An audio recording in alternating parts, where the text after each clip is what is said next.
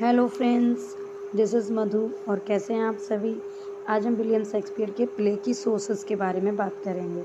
जैसा कि आप सभी को पता होगा, अगर आप टीजीटी, पीजीटी, जीआईसी, एलटी वगैरह की तैयारी कर रहे हैं तो इतना तो आपने पढ़ ही लिया होगा कि विलियम शेक्सपियर की एजुकेशन के कोई भी सोर्सेज या कोई भी जानकारी हमें नहीं मिलती है।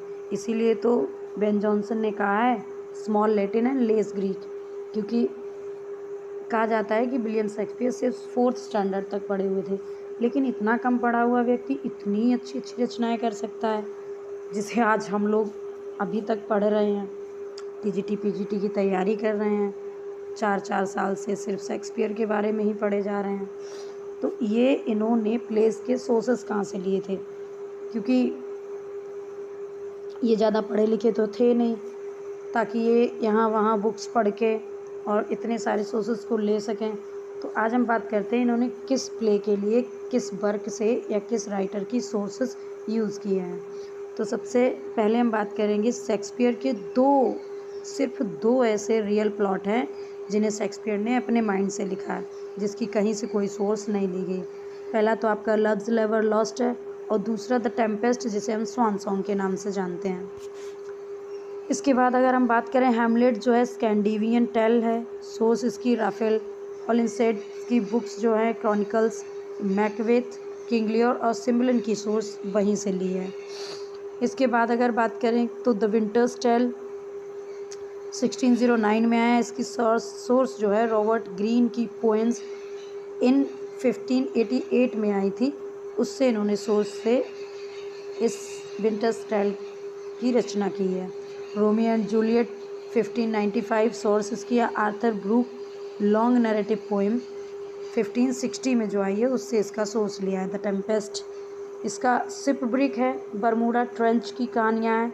बरमूडा में जो शिप ब्रेक हुआ था 1609 में, वहाँ से इन्होंने सोर्स लिया था। ये इनके अपने दिमाग की सेटिंग और इसकी सारी प्ले का खुद ही इन्होंने किया था। इनका फर्स्ट मेन सोर्स की अगर बात करें तो main source of Shakespeare's play, तो फर्स्ट मेन सोर्स है जियोवनी बोकासियो का Italian prose and poetry writers in mid 14th century.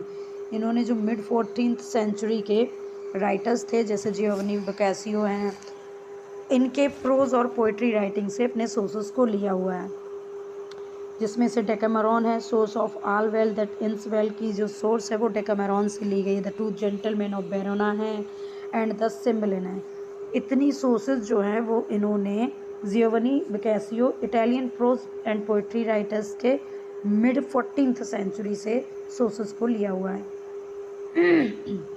Second main source की अगर बात करें तो Arthur Brooke wrote in 1562 the tragic history of Romeus and Juliet.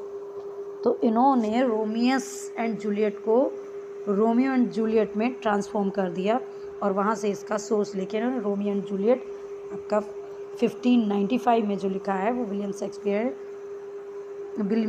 Shakespeare ने Arthur Brooke के एक वर्क से लिया है, जिसका नाम है the tragical history of Romeo and Juliet. Third main source को अगर देखते हैं तो Saxo Grammaticus wrote around 1200 Gesta जेनरम।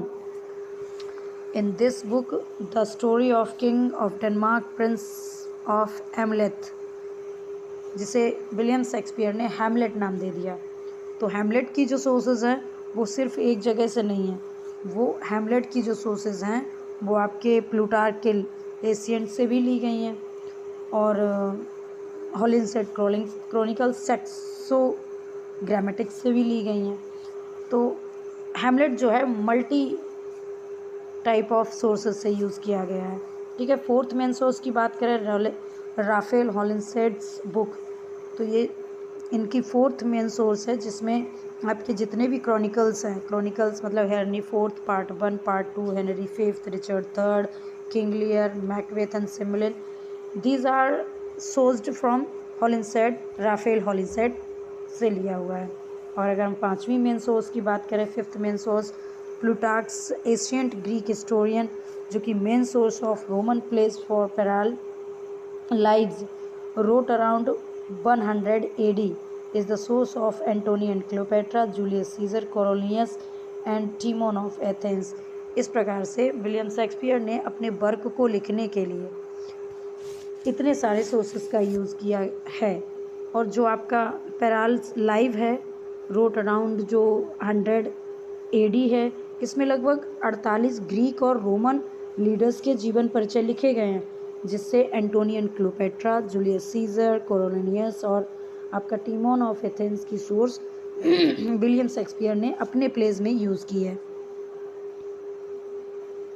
William Shakespeare जो हैं वो अपने प्लेस को अन्य राइटर्स की ट्रांसलेटेड बुक्स को पढ़ते थे और वहाँ से अपनी सोर्सेस से उन सोर्सेस से अपने प्लेस को इन्वेंट कर देते थे। इस तरह से विलियम शेक्सपियर ने एक बहुत ब्रॉड प्लेज जिसमें बहुत सारे कैटेगराइज किए गए हैं, जैसे आपका कॉमेडीज़ लिखी गई हैं, रोमांटिक कॉमेडी हैं, ट्रेजी कॉमेडी हैं, ट्रेजिडीज़ हैं। उन्हीं सब सोर्सेस से विलियम शेक्सपियर ने ग्रेट 4 ट्रेजिडीज़ लिख दी हैं, 4 ग्रेट कॉमेडीज़ लिख दी हैं, हिस्टोरिकल प्लेज लिख दिए हैं। इतना सब कुछ इतना कम पढ़ा हुआ व्यक्ति अगर लिख रहा है तो बड़ी ही बात है। Okay, thanks. अगर आपको वीडियो पसंद आए तो एक बार लाइक और सब्सक्राइब ज़रूर करें। Thanks to all.